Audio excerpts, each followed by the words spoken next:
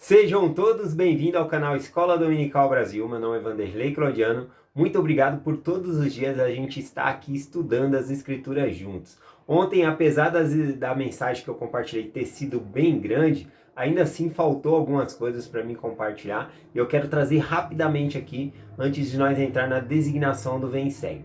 Bom, a primeira coisa que eu quero falar é que quando o patriarca, ele te dá uma bênção patriarcal e fala que você é da tribo de José, as pessoas ficam em dúvida, será que eu pertenço à tribo de Manassés ou de Efraim, Porque os dois filhos de José foi Manassés e Efraim.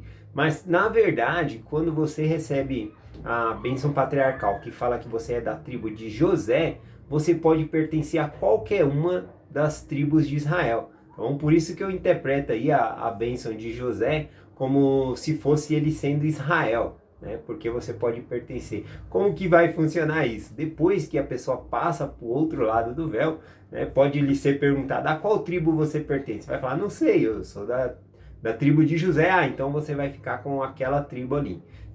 Então, não necessariamente quem é da tribo de José vai pertencer à tribo de Efraim ou à tribo de Manassés. Ele pode se encaixar em qualquer uma das tribos, vai ser dado uma designação para a pessoa ali. Tá bom? Outra informação que eu acho bem interessante, Porque aqui na minha casa, por exemplo, eu sou da tribo de Efraim, a minha esposa é da tribo de Manassés e a minha filha, ela é da tribo de Dan. Como isso vai funcionar lá na frente, futuramente? Porque será que vamos ficar separados por conta das tribos? Bom, devemos entender que as tribos são designações, tarefas que nós devemos fazer. E depois essas tarefas vão se encerrar e todos vamos nos reunir. Um bom exemplo disso é a igreja. A gente vai para a igreja, então quando eu vou com a minha família para a igreja, minha esposa vai para a Sociedade de Socorro, que é uma sala das mulheres, eu vou para o coro de elders, que é uma sala dos homens, a minha filha vai para a sala das moças, aí até mesmo depois, quando a gente se junta na sacramental, a minha filha vai para lá para reger, todo mundo tem uma função, uns vão tocar piano, alguém vai estar dirigindo a reunião, então apesar de nós estarmos no mesmo ambiente, cada um tem suas funções ali. Então imagine as designações das tribos de Israel como funções, tá bom? Que nós recebemos. E o que acontece depois que acaba a reunião, na igreja? Não, eu junto minha família e venho para casa. É exatamente isso que vai acontecer, tá bom? Nós temos as nossas atribuições, tarefas por conta de pertencermos a determinada tribo de Israel. Mas depois do milênio não vai ter essa necessidade de tribos. Então a gente vai se juntar e estar no lar celeste, tá bom? Então não se preocupe se você é de uma tribo, se seu marido é de outra, se seu filho é de outra, não tem problema nenhum. A finalidade é só ter algumas tarefas, ajudar no reino do Senhor a crescer e depois todos estaremos juntos. Uma última informação que eu quero compartilhar sobre bênção patriarcal. Essa aqui não tem nenhum manual, tá bom? Quem passou foi um 70 em ensinamento que ele estava compartilhando. E em muitas bênçãos patriarcal, quando fala ali, tá dando a bênção, fala da pessoa vai ressuscitar na manhã da primeira ressurreição. E ele quis compartilhar o que isso significa, quando está escrito assim, na manhã da primeira ressurreição. Ou se tiver escrito diferente, por exemplo, na primeira ressurreição. Então ele explicou que a primeira ressurreição já começou. Começou com Jesus Cristo, tá bom? Então a primeira ressurreição já começou. E quando na sua bênção patriarcal está escrito que você vai ressuscitar na primeira manhã da ressurreição, a primeira manhã é quando Jesus Cristo ressuscitou na manhã de domingo, Então significa na segunda vinda de Jesus Cristo. Significa que você vai ressuscitar somente quando Cristo chegar, tá bom? Agora, se tivesse escrito assim, você vai ressuscitar na primeira ressurreição, já conta desde que quando Jesus Cristo ressuscitou até o momento do início do milênio. O início do milênio, então, a segunda vinda de Cristo, que é contada a manhã da primeira ressurreição, tá bom? Só naquele período que Cristo já veio ali para governar. Então, tem essa diferenciação também que eu quis passar para vocês aqui. Essa semana, o estudo do Vem Segue vai ser o livro de Josué, tá bom? Tem muita coisa boa para compartilhar com vocês. Eu só vou fazer rapidamente um resumo dos livros que nós passamos já, tá bom? O Pentateuco, os 5 livros escritos ali por Moisés, tá bom? E lembrando, que o Josué, ele não é um personagem que surge agora, né, no livro agora que a gente vai estudar, Josué. Ele já veio desde o Êxodo, né, desde o do livro de Êxodo que é mencionado Josué. Mas ele nasceu no Egito, então desde lá que ele vem. Então nos outros 4 livros, né, tirando o livro de Gênesis, os outros 4 livros mencionam Josué. O livro de Êxodo, o livro de Levítico, Deuteronômio, Números, todos esses têm história ali de Josué, tá bom? Mas só fazendo um resumo aqui bem rápido que eu achei interessante sobre o Pentateuco, né, os 5 livros de Moisés. Por exemplo, o livro de Gênesis, em grego, né, significa origem, mas em hebraico significa Bereshit, que significa princípio ou origem, né, também. Então tem o mesmo significado no grego, tá bom? E sempre o primeiro versículo do Pentateuco, na verdade, é o original, que é o nome do livro, tá bom? O que acontece aqui é que a Septuaginta, né, que são um grupo de 70 judeus, eles traduziram as escrituras, né, pro grego ali, e aí eles trocaram alguns nomes, como nós vamos estar vendo aqui. Então o primeiro versículo de Gênesis capítulo 1, versículo 1 diz: no princípio criou Deus os céus e a terra. Então o nome do livro Gênesis, na verdade, é princípio, tá bom? Em hebraico seria isso, princípio. Só que em grego colocou-se então Gênesis, que significa origem. Outro livro aqui para nós entender é Êxodo. Êxodo em grego significa saída. E é muito pertinente esse livro significar saída, porque o povo sai do Egito, né, como escravo, e eles vão ganhar uma própria nação. Eu acho bem interessante. Só que o nome original em hebraico não era Êxodo, tá bom? Está no primeiro versículo também de Êxodo, capítulo 1, versículo 1, que diz assim: estes, pois, são os nomes dos filhos de Israel que entraram no Egito com Jacó. Cada um entrou com sua família. Era cerca de 75 pessoas, né? E olha a nação que se tornou, né? Mas o nome Êxodo, então, em hebraico, significa que... deixa eu ler, é difícil para mim falar essa língua aqui, né? Que está em hebraico, é Shermot. Eu acho que se pronuncia dessa maneira.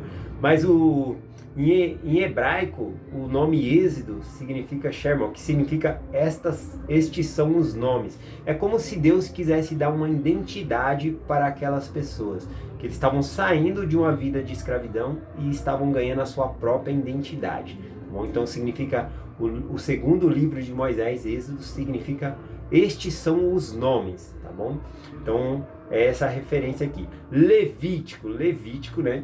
Nós conhecemos como o manual do sacerdócio arônico, e também tem esse nome por causa da tribo de Levi, mas em hebraico chama-se peraí aqui, deixa eu pegar aqui direito.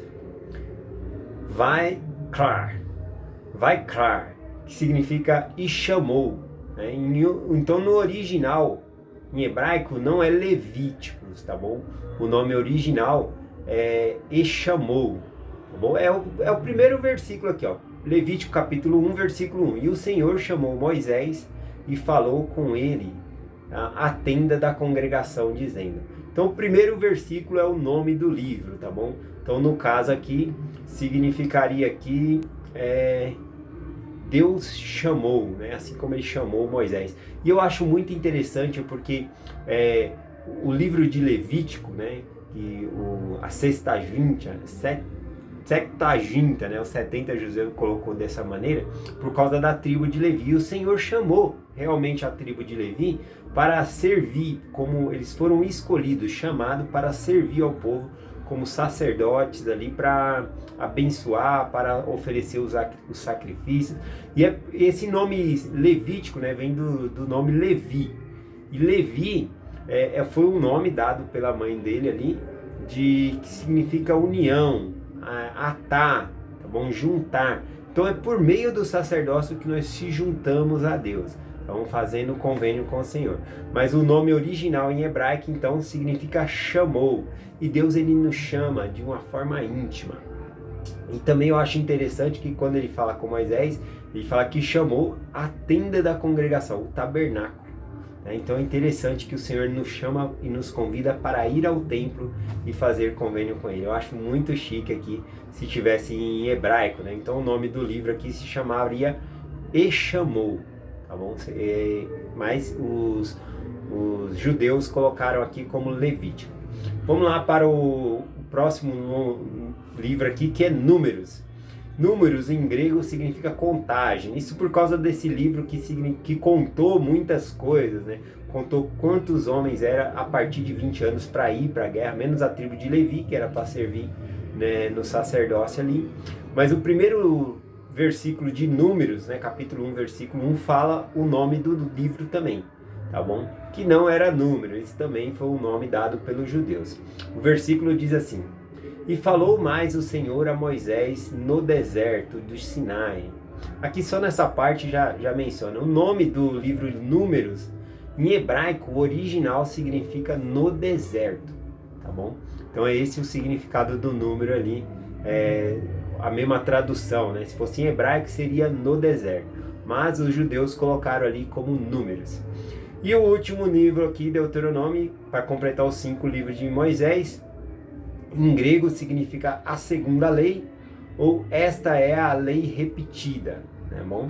Só que em próprio Deuteronômio existe leis novas que foram dadas ali também, né? A gente acabou lendo algumas dessas leis novas que o Senhor foi colocando. Então foi colocado novos mandamentos também ali em Deuteronômio, tá bom?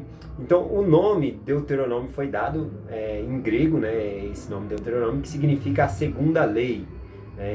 Esta é a segunda lei, ou seja, a repetição da lei. Eles usaram isso aqui, inclusive, os judeus acharam esse nome, lá em Deuteronômio capítulo 17, versículo 18, que fala de fazer uma cópia desta lei, ou seja, eles pegaram esse nome como se fosse uma cópia da lei, tá bom? Então é isso que significa, mas em hebraico não é assim. Em hebraico, no primeiro versículo de Levítico já revela ali qual seria o nome desse livro de Deuteronômio. Eu estou falando o nome errado aqui, tá bom? Deuteronômio. Em Deuteronômio capítulo 1, versículo 1 diz assim: Estas são as palavras que Moisés falou a todo Israel além do Jordão. Então repara que a escritura aqui também fala que é além do Jordão. Quem está escrevendo aqui, retraduzindo, né, os escritos de Moisés, está do lado de cada Jordão, já tinham conquistado as terras.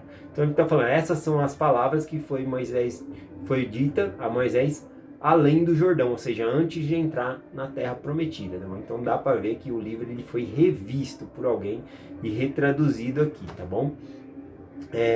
Então a palavra em hebraico significaria, em vez de ser Deuteronômio, significaria estas são as palavras. Este é o nome original do livro, tá bom? Estas são as palavras, ou simplesmente palavras. Esse é o significado aí, tá bom? Então, conforme eu falei, Josué ele vem desde o livro de Êxodo sendo mencionado ali. Moisés tomou ele ali como ajudante pessoal. O Senhor falou para levar sempre Josué na montanha, no tabernáculo. Então ele treinava Josué todo esse tempo aí para assumir a liderança. É muito importante que os líderes possam ajudar os conselheiros a assumir o lugar quando eles saírem daquele chamado, ou seja, treinar líder. Que nós, pais, possamos treinar nossos filhos para o futuro, para serem bons líderes, para viver o Evangelho de Jesus Cristo, tá bom? Assim como Moisés treinou Josué. Então, o único versículo que eu vou ler aqui da introdução do livro de Josué, eu peguei aqui no livro de Números, capítulo 13, versículo 16, que eu achei interessante, tá bom? Porque o nome de Josué não era Josué, e eu quero explicar um pouquinho isso aqui. O nome dele era Oséias. Então aqui em Números 13, versículo 16, diz assim: Estes são os nomes dos homens que Moisés enviou para espiar aquela terra.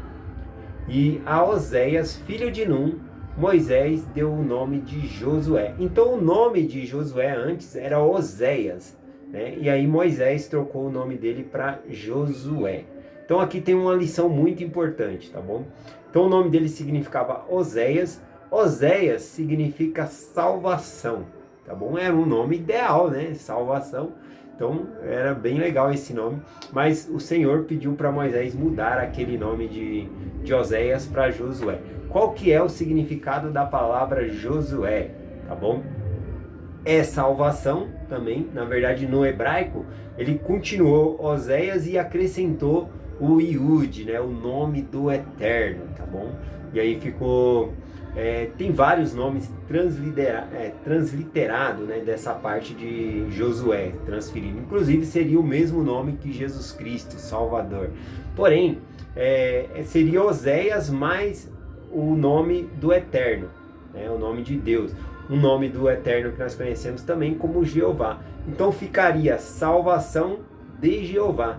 Aqui tem um significado muito importante para nós, para mostrar que não é Josué que estava salvando o povo, mas sim é Deus que nos salva. E assim como Josué trouxe o povo para a terra prometida, o nosso Salvador Jesus Cristo nos leva para o lar celestial, né, por meio da sua expiação.